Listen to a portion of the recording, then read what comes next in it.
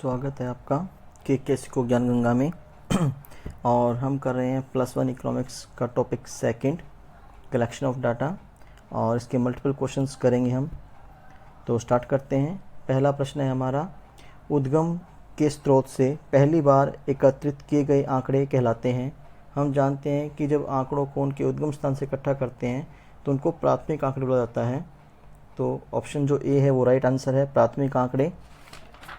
Question number 2 है, जनसंख्या तथा राष्ट्रीय आय की गणना से संबंधित आंकड़े सरकार के लिए किस प्रकार के आंकड़े कहलाएंगे? ए प्राथमिक आंकड़े, बी द्वितीयक आंकड़े, सी आंतरिक आंकड़े और डी इनमें से कोई नहीं। तो जनसंख्या और राष्ट्रीय आय की गणना से संबंधित जो आंकड़े होते हैं वो सरकार के लिए द्वितीयक आंकड़े कहलाते हैं। तो इसका जो आंसर है वो बी सही है, द्वितीयक आंकड़े। क्वेश्चन नंबर 3, निम्नलिखित में से कौन सी प्राथमिक आंकड़ों द्वितीयक आंकड़ों के संकलन की विधि है? ए प्रत्यक्ष व्यक्तिगत अनुसंधान विधि, प्रत्यक्ष मौखिक अनुसंधान विधि, सी प्रश्नावली के माध्यम सूचना संग्रह और डी इनमें से कोई नहीं। तो हम जानते हैं कि जो द्वितीयक आंकड़े होते हैं वो पब्लिश्ड और नॉन पब्लिश्ड होते हैं। जो थर्ड है हमारा, उसमें ये तीनों ही विधियाँ जो हैं वो प्राथमिक आंकड़ों के संकलन की है। इनमें से कोई भी नहीं इसका आंसर होगा। तो जो ऑप्शन डी है वो थर्ड का आंसर है, इनमें से कोई नहीं। क्वेश्चन नंबर 4, निम्नलिखित में से कौन सा एक अच्छी प्रश्नावली का गुण है? कठिनता, प्रश्नों की कम संख्या, अनुचित क्रम, अनुचित प्रश्न। अगर हम इस प्रश्न को देखें तो देखिए जो बाकी तीन विशेषताएं हैं, कठिनता, अनुचित क्रम और अनुचित प्रश्न, ये एक अच्छी प्रश्नावली गुण नहीं है। एक अच्छी प्रश्नावली वही होती है जिसमें प्रश्नों की संख्या कम होती है। तो इसका जो आंसर है वो बी है, प्रश्नों की कम संख्या। क्वेश्चन नंबर 5, जब एक अन्वेषणकर्ता उत्तरदाता से आवश्यक सूचना एकत्रित करता है तो वह निम्नलिखित विधियों में से किस विधि का प्रयोग करता है? प्रत्यक्ष व्यक्तिगत अनुसंधान विधि, प्रत्यक्ष मौखिक अनुसंधान विधि, डाक सर्वेक्षण और डी उपरोक्त सभी। तो जब एक अन्वेषणकर्ता उत्तरदाता से आवश्यक सूचनाएं प्राप्त करता है तो वह इनमें से जो हमारी फर्स्ट है प्रत्यक्ष व्यक्तिगत अनुसंधान विधि का प्रयोग करता है। तो जो इसका आंसर है वो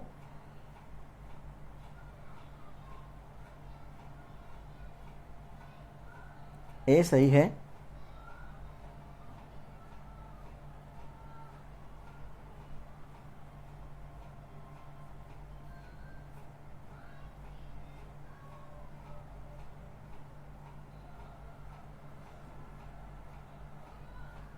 प्रश्न नंबर 6, हिमाचल आकाशवाणी अपने प्रोग्राम के बारे में श्रोताओं की रुचि अरुचि जानने के आंकड़े संकलन करना चाहता है तो कौन सी विधि उपयुक्त रहेगी?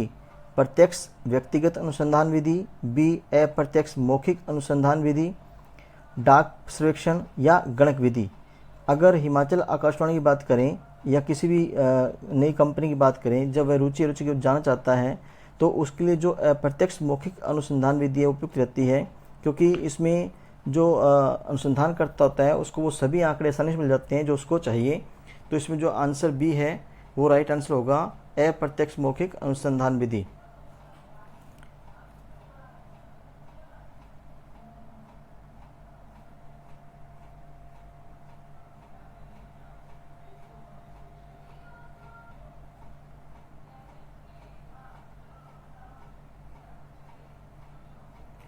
सॉरी, क्वेश्चन नंबर 6 है उसमें, क्योंकि जब नई कंपनी आती है तो जब वो रुचि को जानना चाहती है, जैसे कोई नया समाचार पत्र लागू होता है, नया समाचार पत्र मार्केट में आता है और लोगों की रुचि जानना चाहता है, तो उसमें सबसे पहले वो गणक भेजता है अपने मार्केट में, ताकि लोगों की रुचि अरुचि के बारे में पता चल सके। और व्यक्तिगत तौर पे वो गणक एक एक व्यक्ति से जाके उनकी रुचि पूछता है। तो इसमें जो श्रेष्ठ विधि होगी वो होगी गणक विधि। तो इसका ऑप्शन डी है, गणक विधि। नाउ क्वेश्चन नंबर 7, अनुसूची भरी जाती है अन्वेषणकर्ता के द्वारा, गणनाकार के द्वारा, उत्तरदाता के द्वारा और इनमें से कोई नहीं। तो अनुसूची जो होती है वो जो गणनाकार होता है उसके द्वारा भर जाती है, जो गणक होता है वो भरता है। तो इसमें जो आंसर है वो बी राइट आंसर है।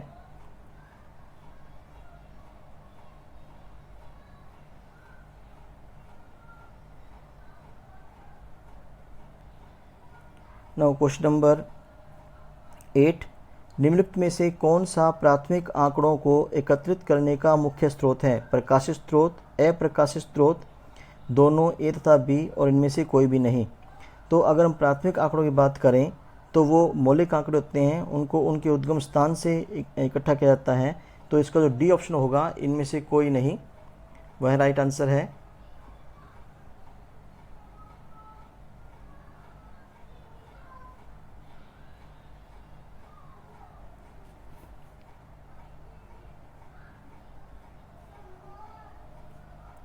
नाउ क्वेश्चन नंबर 9, निम्नलिखित में से कौन सा द्वितीयक आंकड़ों का एक स्रोत है?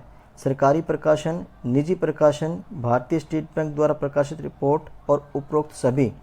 द्वितीयक आंकड़ों की बात करें तो द्वितीयक आंकड़ों का जो सबसे अच्छा स्रोत होता है वो सरकारी प्रकाशन होता है। तो इसका जो आंसर है वो 9 का ए है। क्वेश्चन नंबर 10, आंकड़ों के प्राथमिक स्रोत से अभिप्राय डैश से आंकड़ों के संकलन से है। उद्गम के स्रोत किसी वेबसाइट, पत्र पत्रिकाएं। तो वेबसाइट से या पत्र पत्रिकाओं से आंकड़े इकट्ठे करना द्वितीयक आंकड़े कहलाते हैं, जबकि जो उद्गम स्रोत से इकट्ठे किए जाते हैं वो प्राथमिक आंकड़े होते हैं।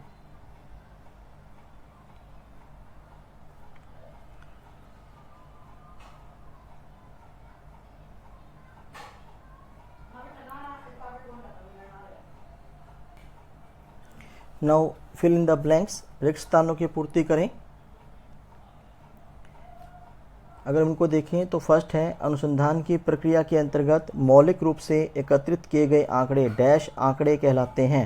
तो मौलिक रूप से जो आंकड़े इकट्ठे किए जाते हैं उनको प्राथमिक आंकड़े कहा जाता है। तो आंसर इसका होगा प्राथमिक आंकड़े।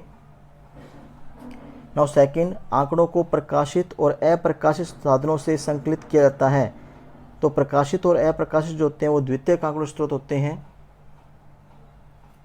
थर्ड, द्वितीयक आंकड़ों के संकलन की अपेक्षा प्राथमिक आंकड़ों का संकलन सापेक्षता सस्ता होता है, महंगा होता है। तो द्वितीयक आंकड़ों का संकलन जो होता है वो प्राथमिक आंकड़ों का संकलन की अपेक्षा क्या होता है?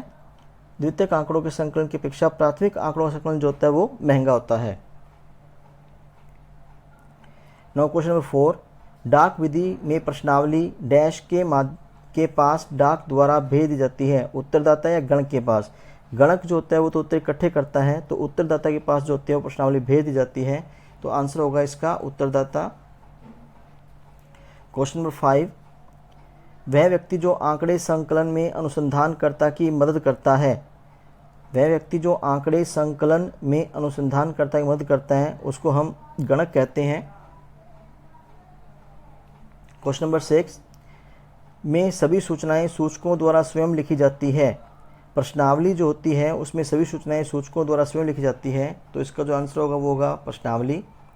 नाउ 7, प्राथमिक आंकड़े डैश होते हैं, मौलिक या मौलिक नहीं। तो प्राथमिक आंकड़े जो होते हैं वो मौलिक होते हैं।